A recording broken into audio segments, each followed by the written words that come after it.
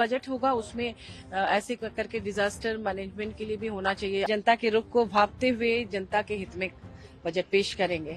फरमान एक तरह से जारी हुआ है, उसको लेकर भी बहुत लोग डरे हुए हैं। कहीं ना कहीं शक पैदा हो रहा है। आरएसएस और ये सब को लेकर लोगों में चिंताएं हैं, खास तौर पर मुस्लिम वर्ग में भी। जेएमएम नेता महुआ माझी ने बड़ा बयान देते हुए कहा कि इस बजट सत्र से कई उम्मीदें हैं। उन्होंने कहा कि इस बजट में जनता की ज़रूरतों को समझा जाएगा और उस हिसाब से इसे पेश किया जाएगा। साथ ही साथ उन्होंने झारखंड में कोयले से जुड़े मुद्दे पर भी बात की है।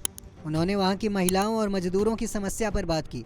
इसके अलावा उन्होंने कहा कि ऐसे कई मुद्दे हैं जिस पर केंद्र सरकार को काम करने की ज़रूरत है। देखिए, हम लोगों को तो बहुत उम्मीद है कि इस बार जो रिजल्ट हुआ है सेंट्रल भाजपा का, और उसके हिसाब से वो इस बार थोड़ा सा जनता के रुख को भांपते हुए जनता के हित में बजट पेश करेंगे।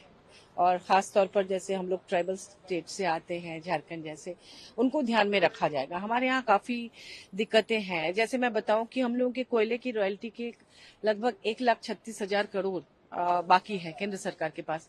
हर बजट में हम लोग उम्मीद लगाते हैं कि वापस किया जाएगा, उसके लिए कुछ प्रोविजन रखा जाएगा, लेकिन हर बार हम लोगों को मायूसी मिलती है।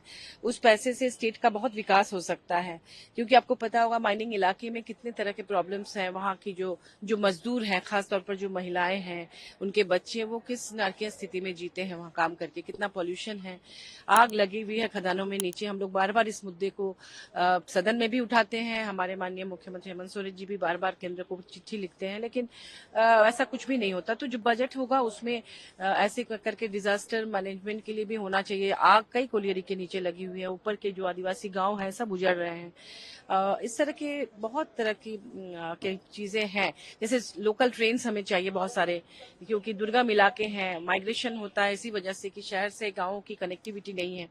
तो ऐसे में अगर ट्रेन जैसे मेट्रो वगैरह सिटी में जिस तरह की सुविधाएं हैं उस तरह की सुविधा हो जाए, तो वहाँ माइग्रेशन बंद होगा, ट्रैफिकिंग की समस्या खत्म होगी, रोजगार बढ़ेगा। तो इन चीजों पर बजट में ध्यान देना चाहिए। हम लोग बहुत उम्मीद लगा के, क्योंकि बार बार हम लोगों ने इन बातों के बारे में बताया है। मैम, एक ट्वीट किया अज़दुद्दीन ओवैसी ने, उसमें उन्होंने एक मेमो का पिक्चर भी ट्वीट किया। किन्होंने? अज़दुद्दीन ओवैसी ने।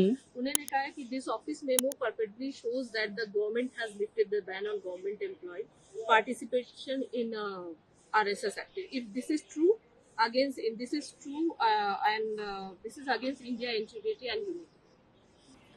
कुछ हद तक हम लोग समझते हैं कि जैसे यूपी में अभी जिस तरह से दुकानों में जो साइन बोर्ड वगैरह की बात कही गई है, किस कास्ट के, किस रिलीजन के लोग किस कहाँ पे काम कर रहे हैं, किस शॉप में उनका पार्टिसिपेशन है, इस तरह का जो फरमान एक तरह से जारी हुआ है, उसको लेकर भी बहुत लोग डरे हुए हैं। हमारे देश में जो संविधान ने सबको बराबरी का हक दिया हुआ है, उस पर कहीं ना कहीं शक पैदा हो रहा है। तो ऐसी बहुत सारी चीजें हैं जो आरएसएस और ये सब को लेकर लोगों में चिंताएं हैं, खास तौर पर मुस्लिम वर्ग में भी।